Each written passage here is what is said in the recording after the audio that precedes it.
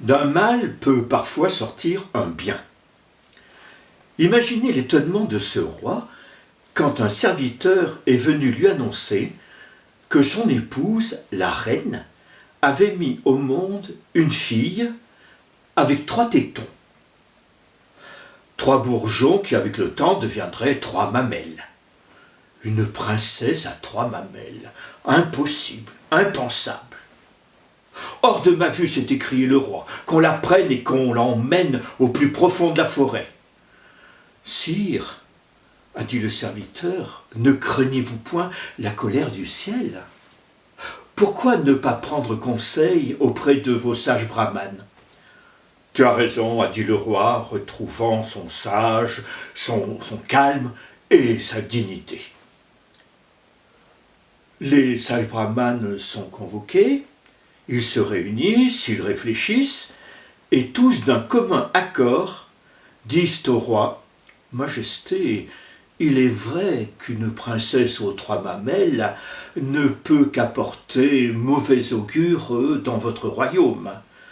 Mais enfin, vous êtes roi, vous êtes père, et vous avez le devoir de prendre soin de cet enfant, de lui donner tout votre amour et tous vos soins.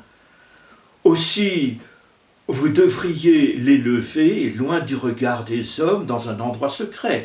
Faites-lui donner une bonne éducation.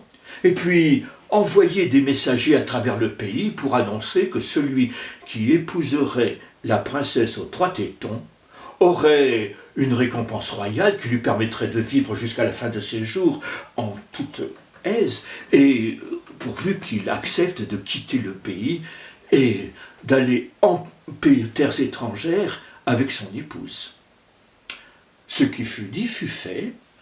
La princesse fut élevée loin du regard des hommes, dans un endroit secret. On lui fit donner une bonne éducation. Des messagers furent envoyés à travers tout le pays pour annoncer que celui qui épouserait la princesse aux 3 tétons aurait une récompense royale qui lui permettrait de vivre à son aise jusqu'à la fin de ses jours, pourvu qu'il accepte de quitter le pays et de partir en terre étrangère avec son épouse. Le roi a fait suspendre à la porte du palais un tambour, afin que celui qui accepterait d'épouser la princesse vienne le signaler en frappant sur la peau de ce tambour.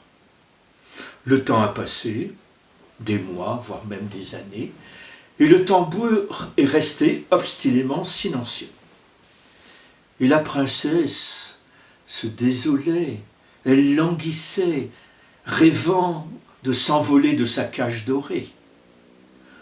Or, dans ce pays, il y avait un aveugle et un bossu, compagnon d'infortune, qui vivaient de mendicité. C'était le bossu qui guidait les pas de l'aveugle. L'aveugle avait l'ouïe fine, et il a entendu l'annonce royale qui était faite chaque année. Aussi un jour, l'aveugle a dit au bossu: « Pourquoi ne pas profiter de cette occasion de devenir riche? J'épouse la princesse aux 3 tétons, nous devenons riches. Sa vue ne choquera point mes yeux. » Et, conduit par le bossu, l'aveugle est allé frapper sur la peau du tambour. Aussitôt, un serviteur, en entendant ce bruit, a couru chez le roi pour lui dire: « Majesté, Majesté, ça y est, un prétendant s'est présenté, a frappé à la peau du tambour, mais c'est un aveugle, qu'importe, dit le roi, qu'il soit muet, sourd ou aveugle, pourvu qu'il épouse ma fille et qu'il parte en pays étranger, que je ne l'ai plus à la voir sous mes yeux. » On a célébré le mariage près du fleuve. L'aveugle a épousé la princesse aux 3 tétons avec le bossu comme témoin. Comme promis, le roi a donné la récompense royale. On les a mis tous les 3 dans une barque, l'aveugle, le bossu, la princesse aux 3 tétons, et vogue la galère, les voilà partis. Quand ils sont arrivés sur l'autre rive, on les a conduits jusque dans un pays étranger et on les a abandonnés. Là, avec l'argent donné par le roi, ils ont acheté une maison et ils se sont installés tous les trois et ils ont commencé à vivre une vie de plaisir, une vie où ils n'avaient pas grand-chose à faire. Enfin, l'aveugle lui passait son temps à dormir. Le bossu, lui, était plus actif, il faisait tous les travaux de la maison, allait de ci, de là. Quant à la princesse, elle profitait de cette liberté enfin trouvée. Le temps a passé, et bientôt, la princesse a trouvé que le bossu avait un visage avenant, qu'il était d'un caractère joyeux, qu'il était actif, qu'il était intelligent. Bref, elle en oubliait complètement sa bosse.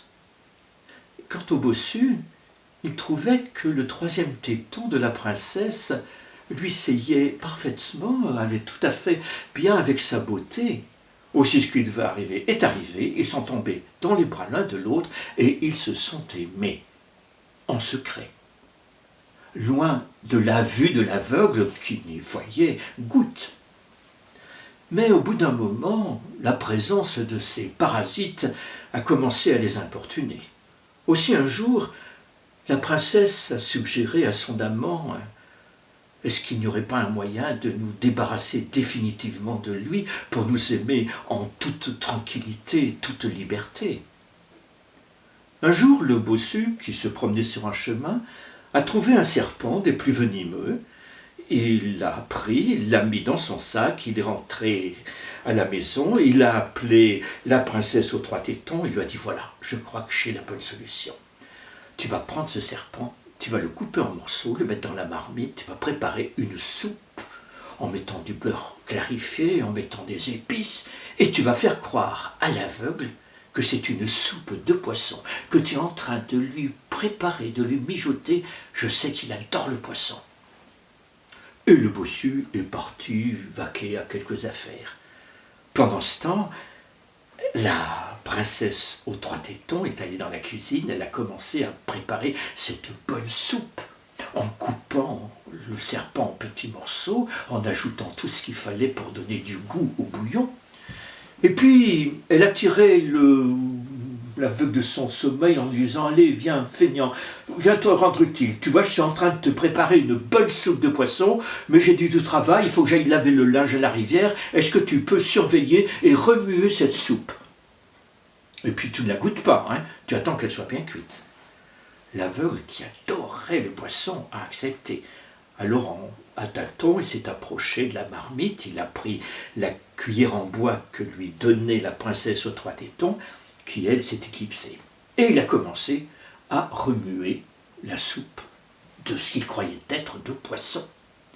Et voilà que la vapeur empoisonnée, peu à peu, est venue toucher ses yeux et est venue peu à peu décoller la pellicule qui lui obscurcissait la vue. Et quand les deux pellicules de ces deux orbites oculaires sont tombées, l'aveugle a retrouvé la vue. La première chose qu'il a remarqué, c'est que dans la marmite, ce n'était pas du tout des morceaux de poisson qui étaient en train de cuire, mais il a bien reconnu des morceaux de serpent. Et à la tête, il a vu que c'était un des plus venimeux. Alors il a compris ce qu'il soupçonnait déjà, que le bossu, son compagnon, et la princesse aux trois tétons voulaient sa mort. Il a entendu du bruit, c'était le bossu qui revenait avec la princesse aux trois tétons. Alors, il a faim d'être toujours aveugle afin de mieux les épier. Et ce qu'il a vu a levé tous ses doutes.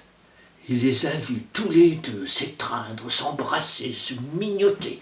Dans sa fureur, il a regardé pour trouver quelques couteaux ou quelques bâtons, mais rien. Alors il s'est précipité sur eux. Il a attrapé le bossu par les pieds. Et il l'a fait tourner au-dessus de sa tête. Et il l'a jeté violemment contre la princesse. La bosse du bossu a percuté le troisième téton, celui du milieu de la princesse. Résultat, le téton est rentré à l'intérieur du corps de la princesse. La bosse, hop, a disparu. Si bien qu'en fin de compte, l'aveugle a retrouvé la vue, la princesse est devenue une femme comme toutes les autres, avec deux tétons, et le bossu était droit comme un i. Comme quoi, on a bien raison de dire que d'un mal parfois peut sortir un bien.